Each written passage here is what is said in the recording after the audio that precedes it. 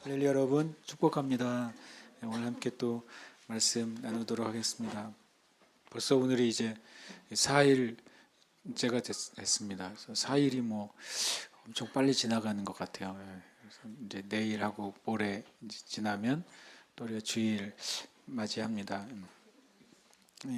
뭐 매년 저희가 이제 고난 주간을 지나면 또 때로는 그 주님의 한 주간의 행적을 가지고 묵상하기도 하고 또 말씀을 나누기도 했습니다. 근데 이번엔 우리가 이제 저녁마다 모여서 또 기도하면서 십자가와 부활에 대한 그 교회가 가지고 있는 어떤 이해 또 이 사순절 또는 고난 주간이 되면 또 교회들이 하는 모든 것이 때로는 이것이 우리가 이제 진짜 주님을 만나는데 어떤 면에서는 장애물도 있다는 생각을 합니다. 왜냐하면 이 십자가를 지시고 부활하신 사건은 실은 이미 일어난 사건이잖아요.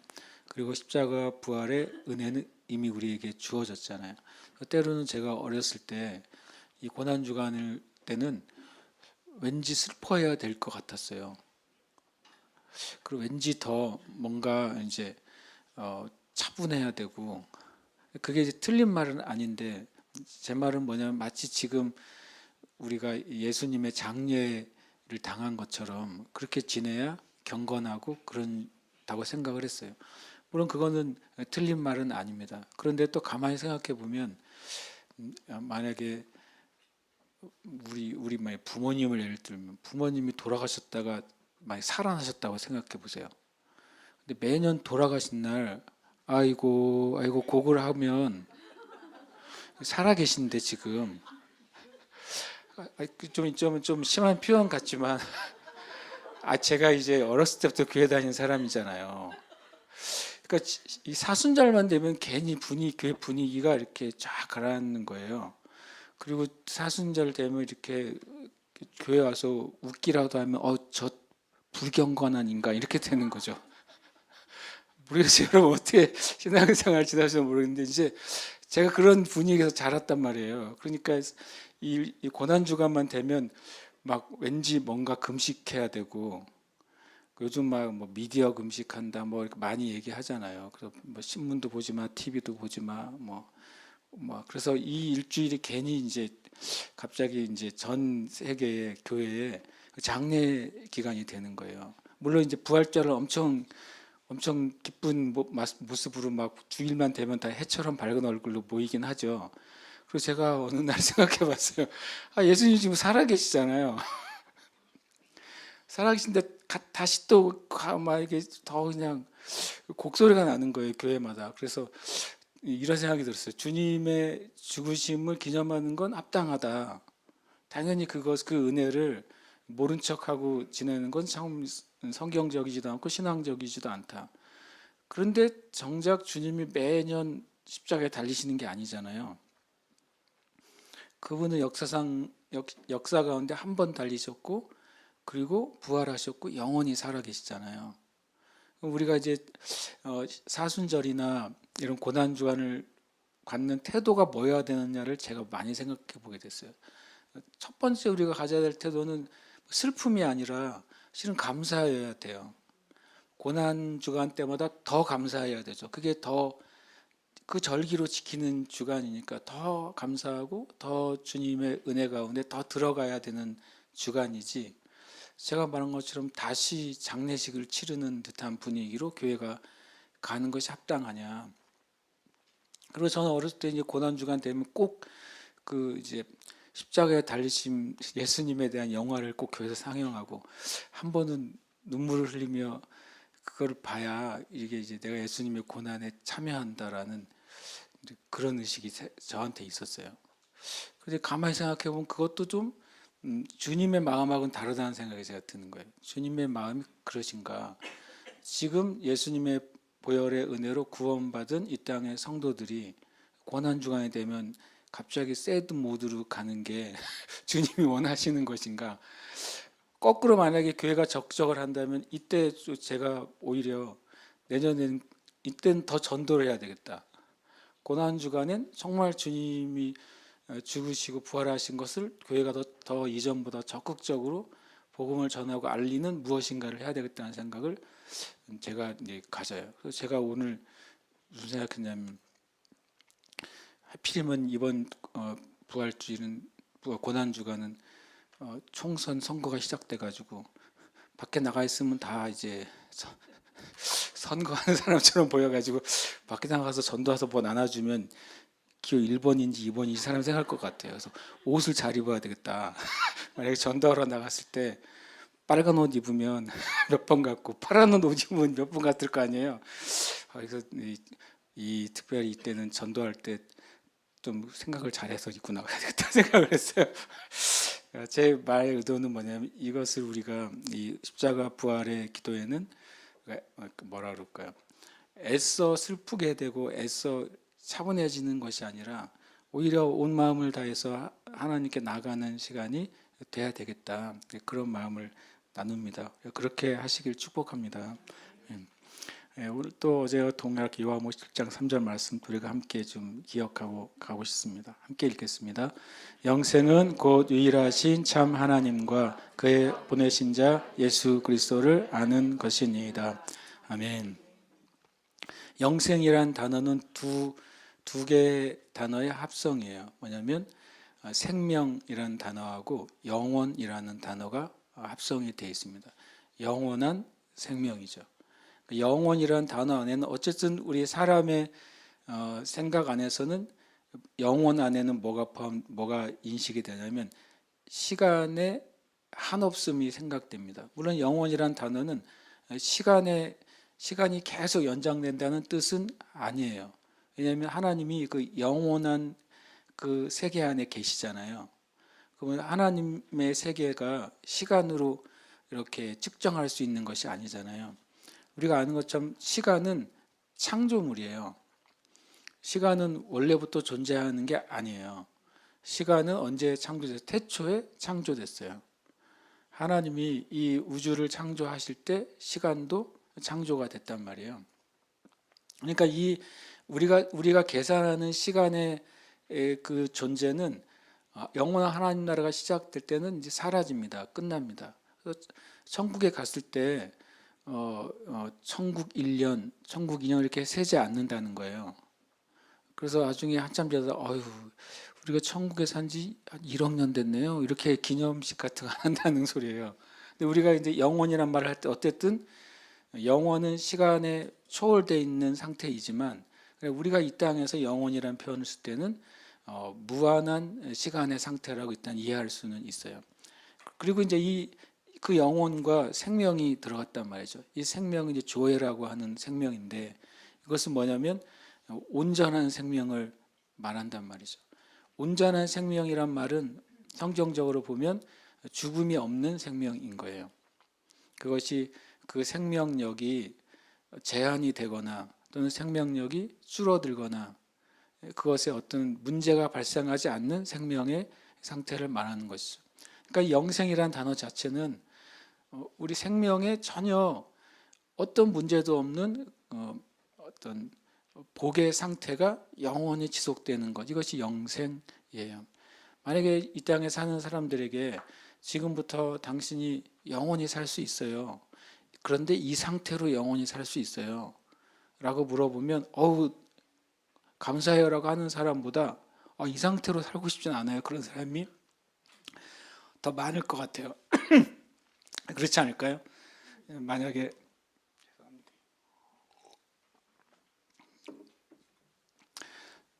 사업에 실패하는 사람한테 이제는 당신 이 상태로 영원히 살 수 있게 됐어요, 그러면은 얼마나 고통스러운 상태로 영원히 살겠어요. 만약에 이제 막 뛰어가다가 다리가 부러져 가지고 기부스를 한 사람한테 당신이 이 상태로 영원히 살 수 있게 됐어요, 그러면 그게 꼭 굿뉴스는 아닐 거 아니에요.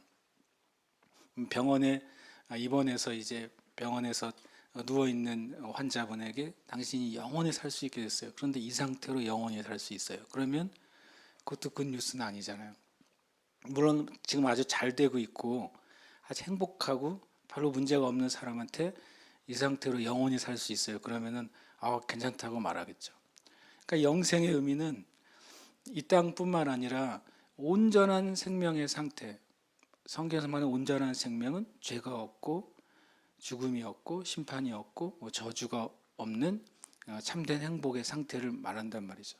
그 상태로 영원한 것, 그것이 영생이란 말이죠.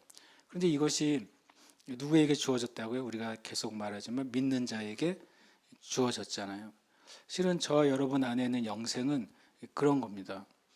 우리의 개념으로 시간적으로는 한이 없고 우리의 개념으로는 어떤 문제나 어떤 어려움이나 어떤 심판이나 저주가 없는 상태의 그 생명이 우리 안에 온 거예요. 그것이 저와 여러분이 예수님을 통해 받은 영생입니다.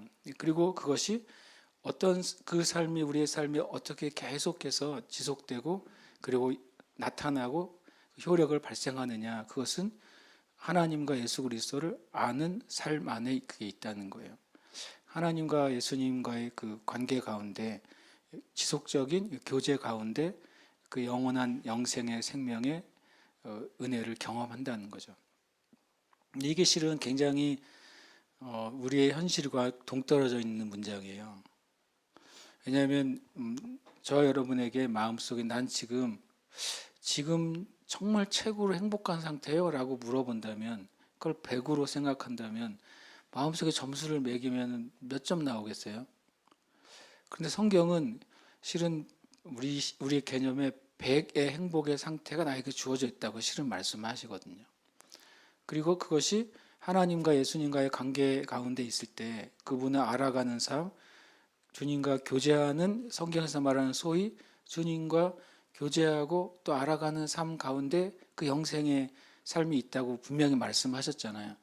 근데 대부분의 사람들은, 더 나아가서 대부분의 많은 그리스도인들도 제가 말한 것처럼 내 마음의 상태가 100점이 아니에요 라고 말할 수 있단 말이에요. 그럼 우리가 이걸 구해야 돼요. 왜냐하면 주님은 주셨다고 말씀하셨기 때문에, 너희 안에 그것이 있다고 말씀하셨기 때문에. 그 말은 마치 우리의 통장에 많은 재정이 있는데 하나도 못 쓰고 사는 사람과 같은 거예요. 우리 안에는 이미 구원받은 자들의 영 안에는 이 놀라운 영생이 존재하는데, 우리 안에 주신 그 영생의 삶, 이전 것은 지나갔으니 보라 새 것이 됐다고 말씀하셨잖아요. 새로운 피조물이라고 말씀하신 그 삶의 그것은 내가 경험하지 못하고 사는 거예요. 영생이 주어졌음에도 불구하고. 영생이 주어졌으니까 그 사람은 구원받은 삶 맞습니다. 영생이 주어졌으니까 우리 인생이 끝나거나 이 시간의 역사가 끝난 다음에 영원한 천국에 가는 것은 맞습니다. 그러나 하나님이 우리에게 예수님을 통해 주신 영생이 죽어서만 그 영생의 그 은혜를 경험하라고 주신 것이 아니잖아요. 만약에 죽은 이후에 영원한 복된 삶을 살도록 주신 거라면 지금 구원받을 때 영생을 주실 필요는 없어요. 그렇잖아요. 이 땅에서 어렵고 힘들게 그리고 고통받으며 고난받으며 환난 가운데 살아도 그리고 나중에 죽으면 영원한 생명의 삶이 있어. 이것이 그리스도인의 신앙이라면 우리가 엊그제 나눈 것처럼 믿는 자는 영생을 가졌나니라는 말씀을 하실 필요가 없어요. 좀 이렇게 말하면 어떻게 되겠어요? 여러분과 제가 영원한 천국에서 누릴 그 생명과 누릴 그 상태가 지금 우리 안에 있는 거예요. 그게 질적으로 하나도 안 다르다는 거예요. 주님이 우리에게 주신 영생이 주님이 재림하신 다음에 갑자기 내 안에 주신 영생이 사이즈가 확 커진다거나 더 레벨이 높아진다거나 그러지 않아요. 하나님께로부터는 영생이니까 천국에 갔을 때도 그 생명 가지고 산다고요. 그러면 저와 여러분이 그 천국의 삶을 이 땅에서 경험할 수 있다는 결론이잖아요. 그런데 만약에 지금 내 영이 그걸 못 경험했다면 그거 기도해야 될 일이라고 제가 생각해요. 주님, 제가 맞아요. 내 삶의 환경에 이것도 문제고 저것도 문제고 이것도 해결해야 되고 저것도 해결해야 되고 이게 참 문제가 많아요. 그런데 영생은 있는 거예요, 나한테. 근데 그 영생은 그 모든 것에 있음에도 불구하고 내 안에 기쁨과 일종의 행복감과 만족과 놀라운 것을 나에게 줄 수 있는 그 생명이란 말이에요. 그러면 저와 여러분이 이 말씀을 붙잡고 기도해야 돼요. 주님, 저는 영생을 가진 존재인데 영생의 그 은혜를 나는 맛보지 못하고 있어요. 나는 이 영생의 삶을 나중에 천국에서 또 영원히 경험할 텐데 주님은 미리 맛보라고 주신 것인데 내가 경험하지 못하고 있습니다. 그러면 이 답은 이 말씀 안에 있잖아요. 하나님과 예수님을 깊이 알아가는 삶 안에 그 놀라운 영생의 기쁨과 또 행복이 있다고 말씀하신 거예요. 우리는 그것을 위해 구하고 또 찾고 갈망해야 될 필요가 있어요. 그렇게 계속 하시기를 축복합니다. 이 말씀을 이제 계속 읽습니다. 함께 읽겠습니다. 그도다 경건의 비밀이여 그렇지 않다 하느니 없도다. 그는 육신으로 나타나신 바 되시고 영으로 의롭다 하심을 받으시고 천사들에게 보이시고 만국에서 전파되시고 세상에서 믿음 바 되시고 영광 가운데서 올려지셨느니라. 아멘. 제가 두 가지 얘기를 했죠. 첫 번째는 이것이 모든 것이 하나님께 예수님이 온전히 순종한 것의 구원의 결과라는 사실을 말했어요. 왜냐하면 이 모든 문장들이 수동형으로 되어 있기 때문에. 두 번째는 비밀 자체가 가지는 말이 이 계시는 통로를 통해서만 열린다는 말씀을 드렸고 그 계시의 통로는 바로 예수 그리스도의 계명을 우리가 지킬 때 그 자에게 예수님을 사랑하는 이들에게 하나님의 비밀이 열린다고 말씀을 드렸어요. 그 사랑하는 것에 하나님의 비밀이 열리는 것이 있다고 말씀을 드렸습니다. 그리고 그는 육신으로 나타난 바 되셨다는 말을 어제 나누면서 육신이 아니셨던 그분이 육신으로 오셨을 때 하나님의 영광이 그 위에 나타났고 그리고 예수님만의 은혜와 진리가 가득 채워져서 우리에게 그것을 공급해 주신다고 말씀을 하셨어요. 그러니까 우리가 사랑이 하나님의 영광을 우리가 경험하는 통로고 그리고 또 사랑이 예수님 안에 있는 은혜와 진리가 우리에게 전달되는 통로라는 사실을 나눴습니다. 오늘 이제 두 번째 진리이죠. 그도다 경건의 비밀이여 라고 말하면서 그는 영으로 의롭다함을 받으시고 처음에 주어가 한 번 나왔다고 그 다음부터 없는 게 아니잖아요. 계속 실은 이렇게 읽어야 되겠죠. 그는 육신으로 나타난 바 되시고 그는 영으로 의롭다함을 받으시고 그는 천사들에게 보이시고 그는 만국에서 전파되시고 그는 세상에서 믿음 바 되시고 그는 영광 가운데서 올려주셨느니라.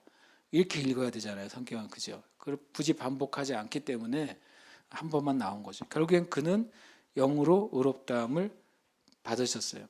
근데 앞에 육신으로 나타나셨다고 되어 있잖아요. 우리가 아는 상식으로 육신은 의롭지가 않죠. 육신은 죄 가운데 있잖아요.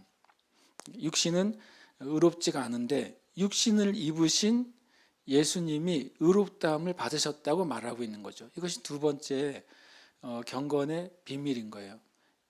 경건의 비밀 자체이신 예수님의 두 번째 비밀은 그분이 육신을 가지고 오셨는데 그분이 의롭다함을 인정받게 됐다는 것이죠. 그리고 성경적으로 보면 성령님은 여기서 영으로 되어 있는데 이 영은 우리의 영이 아니라 성령을 의미합니다. 성령에게 의롭다 하시는 인정을 받으셨다는 거예요. 성령이 누군가가 의롭다는 인정을 어떻게 할까요? 성령이 어떤 식으로 만약 성령이 계세요. 성령이 저와 여러분이 이 사람은 의로워 라고 하는 사실을 어떤 식으로 인정을 하실까요? 그걸 생각하면 예수님이 어떻게 성령으로 의롭다 하심을 받으셨는지를 이해할 수 있어요. 먼저 성경의 큰 차원에서 성령님이 어떻게 임하는지를 우리는 살펴봐야 돼요. 에스겔서 36장 25절 말씀인데 함께 읽겠습니다. 맑은 물을 너에게 뿌려서 너희로 정결하게 하되, 그러면서 그 뒤에 말씀이 이렇게 이어집니다. 곧 너희 모든 더러운 것에서와 모든 우상 숭배에서 너희를 정결하게 할 것이다 라고 말하고 있습니다. 맑은 물은 말씀입니다. 에베소서에서도 뭐라고 말하냐면 예수님께서 우리를 물로 씻어 정결하게 하신다고 말씀하고 있어요. 진리의 말씀이 우리에게 뿌려질 때 우리가 그 말씀을 듣고 뭘 알게 돼요? 내가 죄인이라는 사실을 알게 되는 거죠. 말씀을 듣고 하나님의 진리에서 내가 벗어났다는 사실을 알게 되는 거예요. 말씀의 뿌림을 받았을 때 비로소 어떻게 됩니까? 사람이 죄를 깨닫게 되고 죄를 자각하게 되고 죄 때문에 근심하게 되고 그리고 구원에 이르는 회개를 하게 되는 거예요. 맑은 물이 뿌려서 우리에게 정결하게 하신다고 말씀하세요. 정결하게 된 그 사람의 마음에 어떤 일이 벌어지냐면 그 다음이 26절입니다. 함께 읽겠습니다. 또 새 영을 너희 속에 두고 새 마음을 너희에게 주되라고 말합니다. 그 다음에 말씀이 이렇게 돼요. 너희 육신에서 굳은 마음을 제거하고 부드러운 마음을 줄 것이며 라고 말합니다. 새 마음이 부어진 다음에 우리 마음이 부드러워진다고 말하고 있어요. 이 새 영은 뭡니까? 이 새 영이 우리의 거듭난 영이에요. 25절은 말씀을 통해서 회개하는 것을 말씀합니다.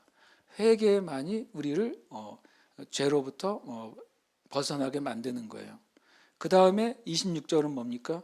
신약의 표현을 하면 중생하는 것입니다. 거듭나는 것입니다. 물과 성령으로 거듭나죠. 주님의 말씀으로 그리고 성령 안에서 거듭나요. 이 새 영은 성령이 아니에요. 이 새 영은 거듭난 우리의 영입니다. 왜 그렇게 알 수 있냐면 이 새 영을 어떤 분들은 성령이라고 말하는 분이 있어요. 그런데 성경은 여기서만 말씀이 끝나면 이게 성령이라고 말하는 주장에 맞다고 이해할 수 있어요. 그러나 그 다음 절이 있기 때문에 이 새 영은 성령이 절대로 될 수가 없어요. 27절입니다. 함께 읽겠습니다. 또 내 영을 너희 속에 두어 너희로 내 율례를 행하게 하리니 라고 되어 있어요. 주님이 26절 다음에 한참 뒤에 37절에 말씀하신 게 아니잖아요. 26절 다음에 바로 27절에 또라고 표현하셨어요. 그러니까 이게 순서예요. 순서인 거죠. 첫 번째로는 맑은 물, 하나님의 진리의 말씀이 우리에게 내 영의 마음에 뿌려졌을 때 우리가 깨닫고 회개하고 돌이키게 돼요. 그때 하나님이 정결함을 주십니다. 우리가 용서받을 수 있는 조건은 회개이지만 진짜 조건은 뭐예요? 진짜 조건은 하나님의 은혜와 사랑이에요. 예를 들어서 하나님이 회개하면 용서해 주시겠다고 하는 결정을 하지 않으면 저 여러분이 아무리 회개한들 용서가 되겠어요? 안 되잖아요. 그래서 회개의 전제 조건은 하나님의 은혜예요.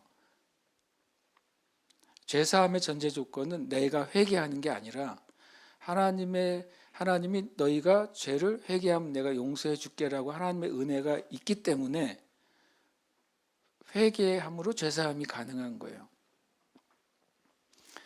그런지 생각해 보세요. 그런 조건은 현재 법에는 없어요.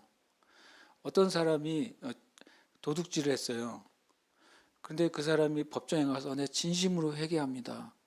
그럼 그 판사가 뭐라고 말할까요? 회개했으니까 죄값을 받으시오 그러지 않겠어요? 그게 공의잖아요. 공의. 아무리 절도범이 진짜 눈물을 흘리면서 재판정에서 회개를 해도 그 지은 값만큼 뭐를 해야 돼요? 보상을 하거나 지금 값만큼 징역을 사는 게 공이잖아요. 근데 하나님이 뭘 정하셨냐면 재판장이신 하나님이 예수님의 보혈의 은혜로 너희가 회개하면 용서해 줄게라고 결정하셨기 때문에 회개가 가능한 거예요. 그 은혜가 없으면 회개해봤자 소용이 없다니까요. 그래서 이거 되게 중요한 진리가 됩니다. 먼저 우리가 정결하게 하고 그리고 죄사함 받고 그리고 거기에 우리 영이 거듭나게 되고 거듭난 영에 누가 임한다고요? 내 영이 뭡니까? 하나님의 영, 성령이신 거예요. 그러니까 성령님이 누군가에게 임하는 것 자체가 뭐라고요? 그 사람이 의롭다는 증거예요.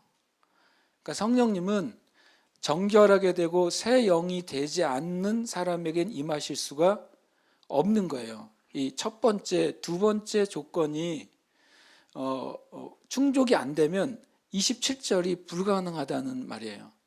그럼 위에 그는 영으로 의롭다함을 받으셨다라고 말하는 그 누군가가 성령에 의해서 의롭다함을 받으려면 성령님이 그에게 임하실 수 있는 존재여야 되는 거예요. 그에게 뭐가 없어야 돼요? 쉽게 말하면 죄가 제거되어 있어야 돼요. 죄가 없어야 되고 그 영은 어떤 상태여야 돼요? 거듭난 영, 하나님의 순전한 영의 상태여야 되는 거예요. 그래야 성령님이 임하실 수 있어요. 성령 세례가 성령의 임재가 누구에게 있습니까? 구원받은 자에게 있는 거예요. 그죠? 우리가 그걸 헷갈리는데 하나님의 성령을 하지 아니하고서 예수를 주라 시인할 수 없다. 그것을 성령 세례로 생각하는 분들이 있어요. 그렇지 않아요. 뭐냐면 예수님을 주라 시인한 것은 구원받은 다음에 그 사람 안에서 한 고백이란 말이에요. 구원받은 그리스도인 안에 성령이 내주하시기 때문에 예수님을 주라고 고백하게 된다는 말씀이란 말이죠. 그러면 어떻게 그 사람의 영에 성령님이 거하시게 됐냐는 거예요. 성령님이 그 안에 거하시지도 않는데 예수님은 나의 주인입니다 라고 말하면 성령님이 거하실 필요가 뭐가 있어요? 이미 다 예수님을 온전히 인정하고 있는데 성령님이 그 사람의 영에 내주하셔야만 그 고백이 진실한 고백이 돼요. 그것은 뭐냐면 바로 구원받은 영에 일어나는 고백이 되는 것입니다. 그러면 다시 이제 보면 주님이 영으로 의롭다함을 받으셨어요. 이 고린도서 5장 21절을 한번 같이 읽겠습니다. 하나님이 죄를 알지도 못하신 이를 우리를 대신하여 죄로 삼으신 것은 우리로 하여금 그 안에서 하나님의 의가 되게 하려 하심이라. 아멘. 주님이 죄가 되셔가지고 죽으신 이유는 우리가 하나님의 의가 되게 하려고요. 우리가 하나님의 의가 돼야만 누가 임하시니까요? 성령이 우리 안에 임하시기 때문입니다. 죄를 알지도 못하신 분이에요. 예수님은 죄를 알지도 못해요. 그리고 한 번 더 말하고 있죠. 함께 읽겠습니다. 우리 죄를 없애려고 나타나신 것을 너희가 아나니 그에게는 죄가 없느니라. 아멘.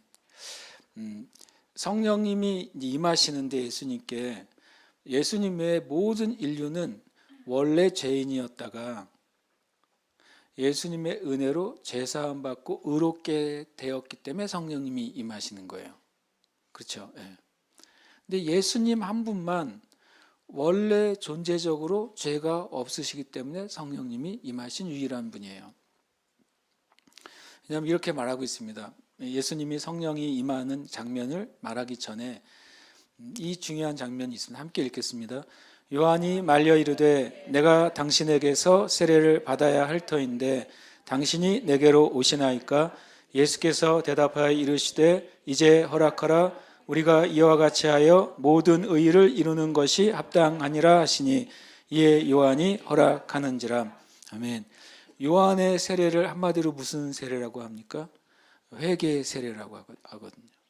요한의 세례를 회개의 세례라고 말해요.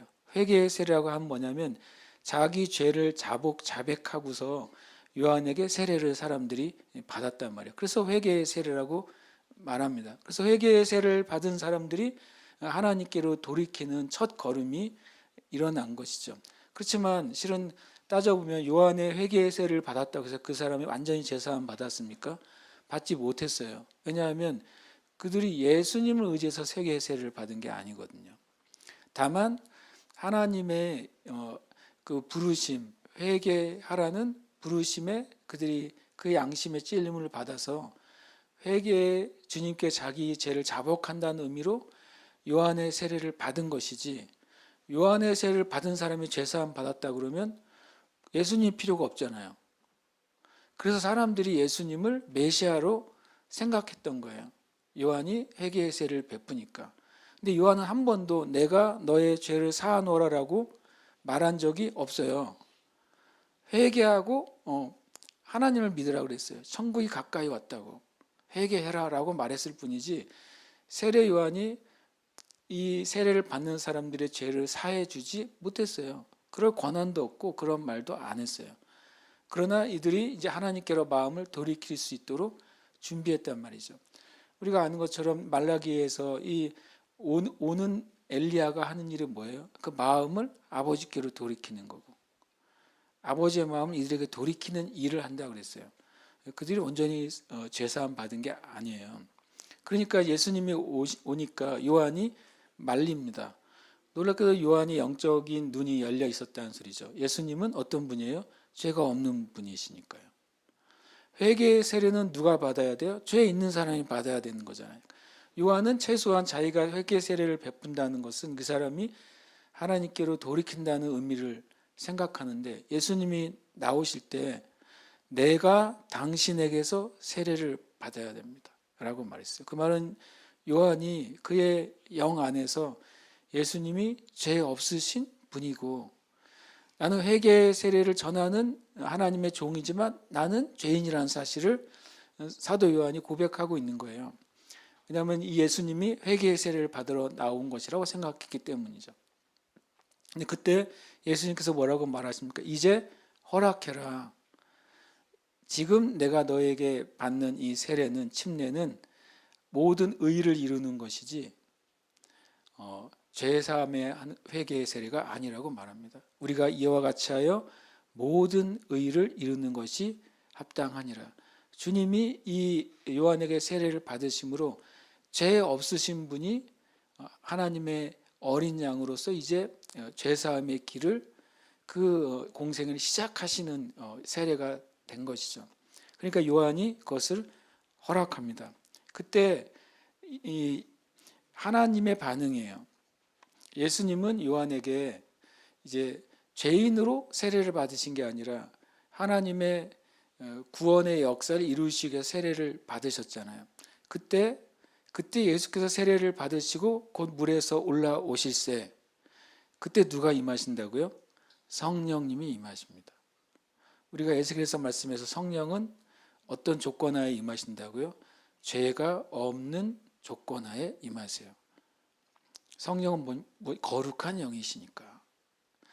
성령에 대해서 첫 번째 나온 어떤 그림이나 내용으로 나온 첫 번째 성경의 스토리는 노아에 나오잖아요.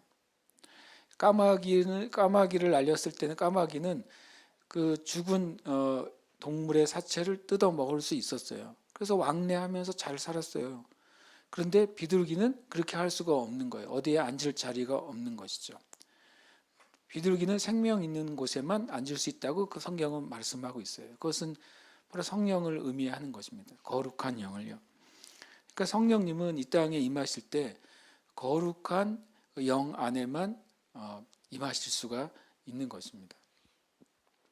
그러니까 하나님의 성령이 비둘기같이 내려 자기 위에 임하심을 보시더니, 마치 성령께서 이 땅 가운데 떠나셨잖아요. 나의 영이 영원히 사람과 함께하지 않으리라 노아 때 주님 말씀하셨어요. 근데 그 사람과 함께 하시는 일이 이때 일어난 거예요. 구약에 성령으로 행했던 많은 사사들과 선지자들이 있지만 그들에게는 이렇게 같이 임하여 계신 게 아니라 그 위에만 존재하셨어요.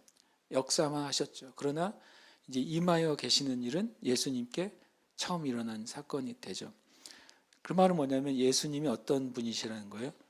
죄 없으신 의로운 분이라는 것에 대한 뭐예요? 증명이신 거예요. 그랬더니 하나님께서 말씀하십니다. 이 한 절에는요, 이 16절, 17절에는 성부, 성자, 성령님이 다 등장해요. 그렇죠. 성부, 성자, 성령 하나님이 한꺼번에 하나님의 구원 역사를 위해서 같은 장소에 같은 시간에 동시에 등장하는 사건이에요. 예수님이, 죄 없으신 예수님으로 구원의 역사를 시작하시죠. 그때 성령님이 예수님이 무죄하신 분이라는 사실을 인치십니다. 그리고 하나님이 그것을 뭐예요? 선포하십니다. 내 사랑하는 아들이요 내 기뻐하는 자라. 육신의 죄를 정하신 육신이신 예수님에게 하나님이 의롭다 하신 것을 성령님을 통해서 인치시고 그리고 그것을 통해 구원의 역사가 시작되는 것입니다.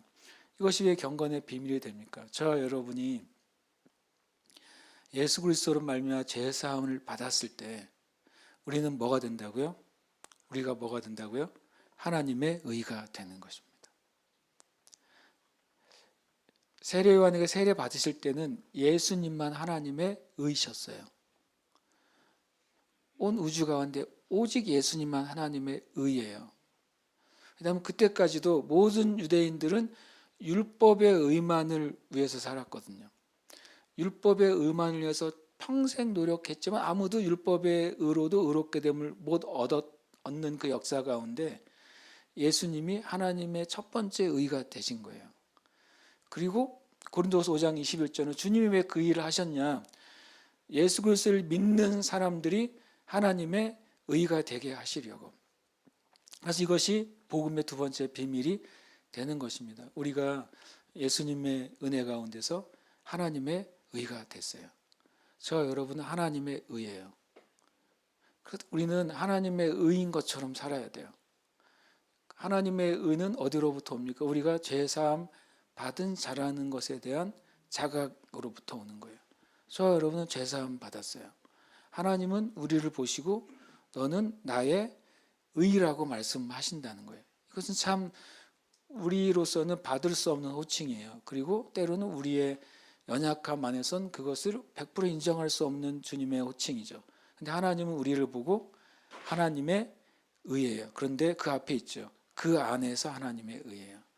그러니까 예수님 안에 있기 때문에 우리가 하나님의 의인 것이죠. 예수님을 믿는 자로 살아가기 때문에 하나님의 의인 것입니다. 이것이 우리의 참된 고백이 되고 또 믿음이 되고 그 안에서 행해야 될 줄 믿습니다. 우리가 용서함 받은 자가 하나님의 의로 살아가고 있는지 아닌지 알 수 있는 그 측정이 뭔지 아세요? 내가 하나님께 진짜 용서함 받은 사람이야 라는 것을 의식하고 사는 사람들의 삶의 특징이 뭔지 아세요? 다른 사람을 용서하는 것입니다. 내가 진짜로 용서함 받았다는 사실을 아는 사람은 다른 사람을 용서합니다. 주님이 이런 이야기 하셨잖아요. 어떤 사람이 1만 달란트 빚진 사람이 있다. 도저히 갚을 수가 없잖아요. 자손이 노예가 돼도 못 갚는 돈이잖아요. 그런데 그 왕이 어떻게 합니까? 탕감해 주잖아요. 1달란트가 시대마다 다른데 1달란트가 보통 22kg에서 23kg를 얘기합니다. 요즘 금 한 돈이 한 40만 원 한다면서요. 한 돈은 몇십 그램밖에 안 되잖아요. 그죠? 1달란트는 금 최소한 22kg라니까요. 22g이 아니라. 그건 1만 달란트면 계산해 보세요. 22kg라고 치고 공이 3개 붙어야 되잖아요. 그러니까 실은 누가 계산해 보니까 너무 엄청난 좀 황당한 금액이 나온대요. 근데 그 왕이 탕감해 주잖아요. 탕감은 뭐냐면 완전히 없는 것처럼 해준다 그랬어요. 그랬더니 그 사람이 나가다가 자기한테 100데나리온 빚진 사람. 한 데나리온은 하루 품삯이에요. 우리식으로 하면 일당이에요. 일당 요즘 막 10만 원이 넘잖아요. 일당 10만 원으로 많이 치면 10만 원에 100데나리온이면 1000만 원이네. 1000만 원. 1000만 원 빚진 사람 만나고 멱살을 잡고 소송을 걸어서 감옥에 넣어버렸어요. 왜요? 자기가 받은 1만 달란트의 탕감을 모르는 사람이에요. 자기가 받은 그 은혜를 전혀 몰라요. 자기가 받은 은혜를 알면 이 100데나리온 자기한테 빚진 사람은 빚도 아닌 것처럼 보이는 거예요. 내가 지금 그 왕에게 탕감받은 금액이 1만 달란트인데 혹 내가 나한테 1달란트 빚진 사람 만나도 내가 탕감받은 것의 10,000분의 1이잖아요. 근데 100데나리온은요, 계산해봐야 되겠지만 억분의 1일 수도 있을걸요. 그러니까 내가 진짜 진짜 제사함 받은 사람을 아는 사람은 그 삶의 열매가 뭐냐면 용서하는 거예요. 내가 다른 사람을 용서하지 못한다는 거는요, 내가 제사함 받았지 않다는 게 아니라 제사함 받은 은혜를 모른다는 거예요. 제사함 받은 은혜를 아는 사람은 필연적으로 다른 사람이 나에게 한 잘못을 용서할 수 있게 돼요. 내가 얼마나 주님께 큰 은혜를 입었는지를 깊이 알면 나에게 실수하고 잘못하고 나를 적대시하고 함부로 대하는 사람들의 죄가 주님의 은혜를 생각하면 주님의 은혜 안에서 작게 보인다는 거죠. 근데 그게 엄청 크게 보이고 내 인생을 다 망친 것처럼 보이면 내가 주님께 이미 받은 제사함의 은혜가 아직 나에게 없는 거예요. 제사함이 없다는 게 아니라. 그래서 우리는 그 사실을 기억해야 돼요. 이것이 예수님께서 영으로부터 받아서 우리에게 주신 의의 경건의 비밀이 됩니다. 우리가 좀 기도해야 되겠어요. 오늘 질문은 또 이제 두 가지입니다. 우리 함께 읽겠습니다. 나의 모든 죄가 예수 그리스도 십자가로 용서받았음을 믿는가? 아멘. 이 십자가의 용서의 깊이는 사람마다 분명히 다릅니다. 분명히 달라요. 우리가 그 은혜 가운데 들어가려면 그 1만 달란트의 빚을 내가 탕감받았다는 것을 깨달아야 돼요. 근데 저는 정직하게 이걸 깨닫는 것도 은혜라고 믿어요. 내가 어떻게 그걸 다 깨닫겠어요. 그래서 은혜가 필요해요. 주님, 제가 진짜 제사함 받았는데 그게 얼마나 큰 은혜인지를 제가 알게 해주세요. 얼마 전에 우리나라 그 축구 선수 한 사람이 중국에 갑자기 이제 무슨 죄를 지었다고 작년에 억류됐다가 이번에 10개월 만에 풀려 나왔어요. 그 축구 선수가 이제 그 인터뷰 기사를 제가 읽어봤어요. 신문에 봤더니 아는 이제 선배 선수에게 전화를 했대요. 풀려난 날. 그러더니 전화를 받았는데 모르는 번호가 전화가 왔대요. 그 지인이. 그래서 전화를 받았는데 그 친구인 거죠. 10개월 동안 억류됐다가 정말 이제 한국에 오게 된 거예요. 아무 말 없이 한참 울더래요. 그 10개월이 얼마나 지옥 같았으면. 그 10개월이 영원할 것 같았을 거예요. 아마. 야, 여기에 이제 중국 감옥에서 내가 이렇게 인생이 끝나는구나라고 생각했을지도 모르잖아요. 근데 어쨌든 정치적인 해서 풀려나가지고 한국에 오니까 아는 형에게 전화를 해서 그냥 아무 말 없이 한참 울었다는 거예요. 우리가 예수 그리스도 십자가로 용서함 받은 것을 어느 정도 실감할까 잘 모르겠어요. 정직하게. 예수 용서함 받은 진짜 받은 사람은 만약에 그가 운다면 죄 때문에 우는 게 아닐 거예요. 그죠? 내가 지은 죄 때문에 우는 게 아니라 그 주님의 은혜가 너무 커서 진짜 내가 살았구나 그런 심정일 거 아니에요. 진짜 내가 살아났고 진짜 내가 벗어났구나 그 심정으로 아마 울게 되겠죠. 웃는다면 또 그 심정으로 웃게 될 거예요.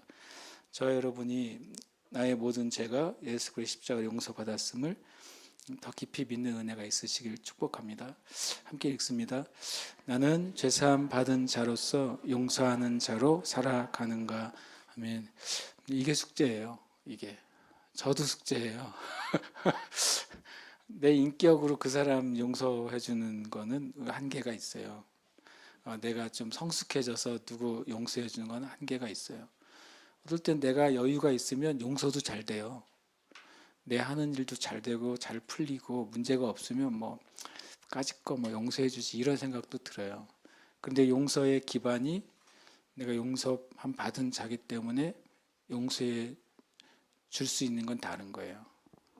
여러분 우리가 시간 기도하십시다. 기도할 때 오늘은 이것이 우리의 기도 제목입니다. 주님이 성령으로 의롭다함을 받으셨어요. 죄 없는 자로 오셔서 죄를 없애시려고 죄가 되셨어요. 그리고 그분이 그 일을 완성하셨죠. 그리고 그 완성하신 은혜로 저와 여러분이 놀랍게도 죄가 사함받고 이 땅에서 하나님의 의가 됐어요. 그렇기 때문에 우리는 하나님의 의이기 때문에 우리는 예수님이 하나님의 의셨기 때문에 우리를 용서하실 수 있었잖아요. 우리가 하나님의 의이기 때문에 우리는 다른 사람을 용서할 수 있는 존재가 된 것입니다. 우리가 용서를 하고 누군가를 용납하는 기준은 내가 믿음이 성장했으니까 그 사람을 용납하는 거 아니에요. 그럼 믿음이 성장하지 않은 그리스도인은 평생 누구도 용납하지 못하나요? 그러면 이제 어려워지는 거예요. 그럼 교회 안에 서로를 용납할 수 있는 사람이 몇 명이나 되겠어요? 믿는 자들 안에 다른 사람을 마음껏 정말 용서해주고 그를 풀어줄 수 있는 사람이 몇 명이나 되겠어요? 없어요, 정직하게. 그런데 우리 용서의 기반이 이게 돼야 돼요. 내가 하나님의 의가 됐기 때문에 나는 용서하는 자인 거죠. 우리는 본질적으로 용서하는 자로 구원받았어요. 하나님이 그 용서가 다른 사람들을 구원하는 통로가 되게 하실 거예요. 그 용서가 다른 사람을 저주에서 푸는 통로를 열어주실 거예요. 그 용서가 때로는 사람을 치유하는 통로로도 열어주실 줄 믿습니다. 그렇으니까 이 말씀을 가지고 주님 앞에 기도하며 나아가시는 시간 되시기를 축복합니다. 함께 기도하겠습니다.